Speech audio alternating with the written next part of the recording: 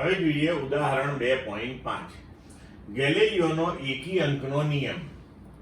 સ્થિર સ્થિતિમાંથી મુક્ત પતન પામતા પદાર્થ દ્વારા સમાન સમયગાળામાં કપાયેલ અંતરો એકબીજાના એવા ગુણોત્તરમાં હશે જે ગુણોત્તર 1 થી શરૂ થતી એકી સંખ્યા માટે હોય, એટલે કે 1:3:5:7 હોય તેમ સાબિત કરો.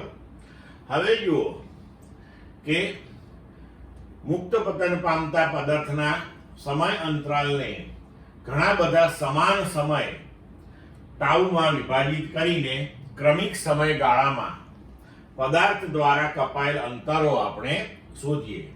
હવે એ પદાર્થનો પ્રારંભિક વેગ 0 છે, કારણ કે મુક્ત પતન છે, માટે y બરાબર -12gt². આ થશે. હવે આ સમીકરણનો ઉપયોગ કરીને આપણે જુદા જુદા સમયગાળા 0 થી ટાઉ, ટાઉ થી 2 ટાઉ થી 3 ટાઉ માં પદાર્થના સ્થાનની ગણતરીઓ કરીએ આપણે. હવે જુઓ કે સમય 0 સમય y0, પછી ટાઉ સમય.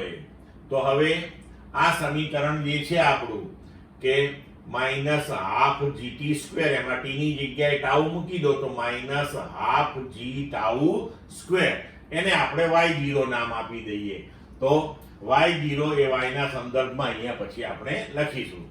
હવે 2 ટાઉ, તો t ની જગ્યાએ 2 ટાઉ મૂકો એટલે 4 ટાઉ². તો -4 ½ g ટાઉ². તો ½ g ટાઉ² ને આપણે y0 નામ આપ્યું છે. તો હવે આપણું સ્થાનાંતર થઈ ગયું 4y0. પછી ફરી પાછો ટાઉ સમય જાય તો કુલ સમય થયો 3 ટાઉ. તો હવે થયું -9 ½ g ટાઉ² એટલે 9y0. પછી 4 ટાઉ, તો -16 ½ g ટાઉ² એટલે 16y0. પછી 5 ટાઉ, 1 ટાઉ વધે એટલે પછી 5 ટાઉ થશે. તો 5 ટાઉ, તો t ની જગ્યાએ 5 ટાઉ મૂકીએ તો 25 ટાઉ² એટલે -25 ½ g ટાઉ². તો 25y0. 6 ટાઉ, તો -36 ½ g ટાઉ² તો 36y0. હવે ક્રમિક સમયગાળાની અંદર કપાયેલા અંતરો આપણે જોઈએ. બરોબર? તો